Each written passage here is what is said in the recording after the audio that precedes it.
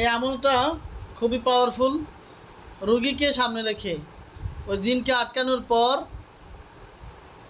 এই বেতের উপর কোরআনের বিশেষ আয়াত পরে দম করার পর, রুগীর চেহারায় দম করার পর ওই স্থানে, যেই স্থানে আপনি মারবেন, সেটা জায়নামাজ হতে পারে, সেটা বালিশ হতে পারে, সেটা তোষক হতে পারে, সেটা টেবিল হতে পারে।